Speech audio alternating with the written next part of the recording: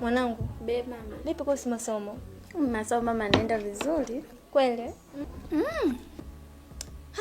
Najivunia kupata binti nzuri kama wewe. Mimi mwenyewe najivunia kupata mama mzuri kama wewe. Kweli? Sawa. Vipi lakini? Mbona jana sijapata mitihani? Iko kwenye faili. Mbona hujaweka juu ya meza? Mimi bado nilificha. Umefeli? Ngoja tume. Hata sijafeli. Wewe sabati umepata 38. Mwanangu. Nakupenda sana mwanangu. Na kuahidi ya zawadi ukifanya vizuri mitihani yako. Kuna zawadi ambayo nimekuandalia. Wala kwa baba nifanye vizuri usinipe zawadi. Mwanangu unanifahamu. Sasa hivi anatosha zipata mwanangu. Tunaishi maisha mazuri Sana. Si unaona chai ya kutosha hapa. Ndiyo mama. Yaani mtoto wetu anatupenda. Kweli? Ila mama nina jambo la kufanya. Kuna kazi ambayo nataka nisifanye sasa hivi. Ndiyo. Kwao niwaacha kidogo Mungu na mwanao. Ina shida mimi wangu. Si ndio mwanangu? Baba unaenda wapi kwanza? Kuna kazi ambayo nataka niifanye kule ndani. Endelee kuongea na mama hapa. Baba.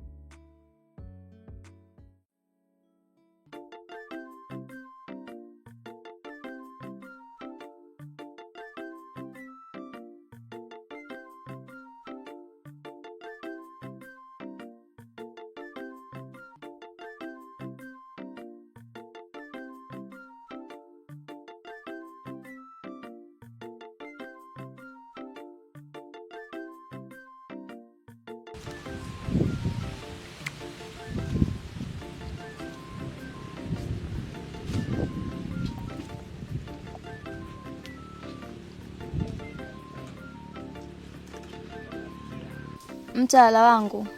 Malikia wangu. Jambo nilokuambia umelifanyia kazi? Malikia wangu. Jambo leo niambia nimelifanyia kazi. Unajua kunifurahisha mtaala wangu. Asante sana Malikia wangu. Nakuamini sana mtawala. Nadhani huwezi ukaniangusha. Na ndio maana mizimu na wazee wa hii himaya walikuchague mtawala kwa sababu una akili sana mtawala wangu. Asante sana Malikia wangu. Hata mimi najivunia kupata Malikia jasiri. Basi naomba nikuache. Nitarudi.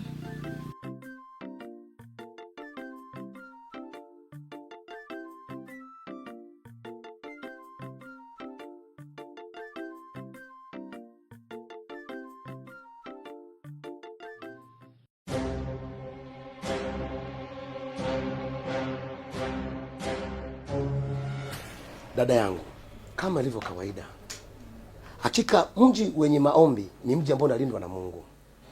Na kitu ambacho ninapenda kukwambia, hakuna kitu kizuri kama familia ambayo inamcha Mungu.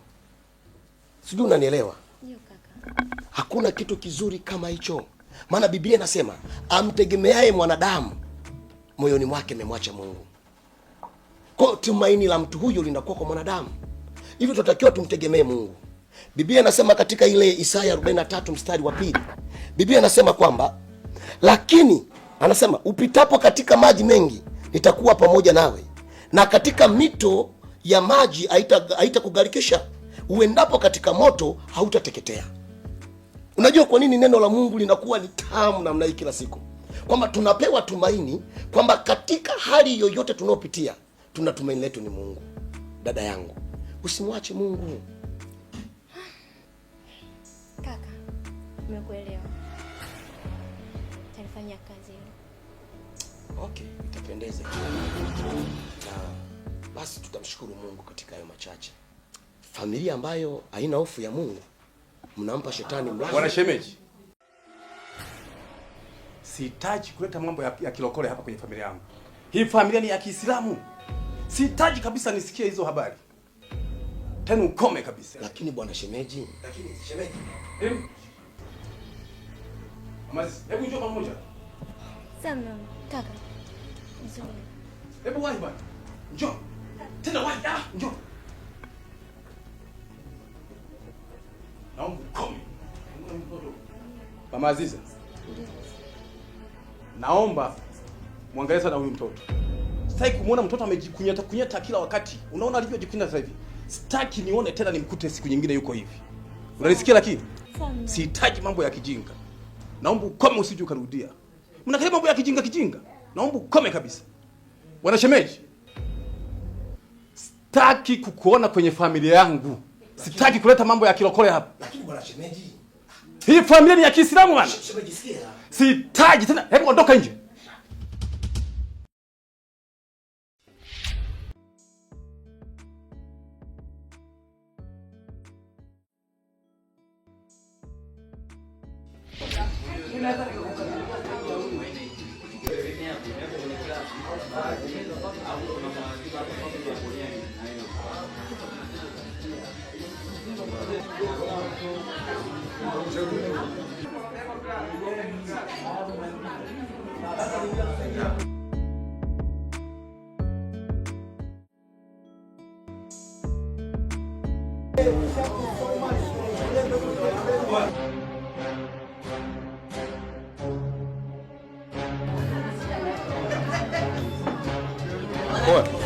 Salama.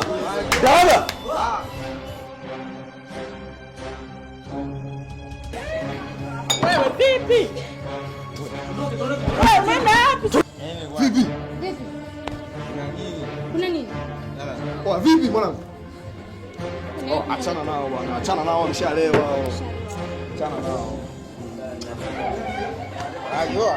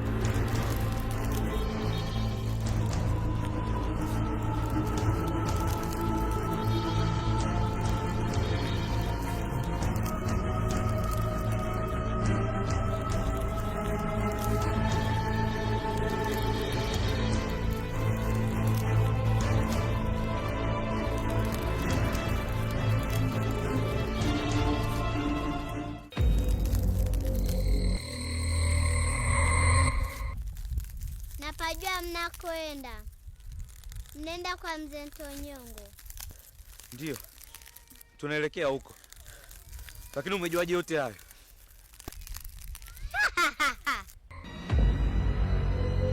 Nataka niwasaidie. Hii njia mnayopita sio salama. Piteni njia hii. Mtakutana na mdada amebeba kuni. Nami nitakuja kuwasaidia.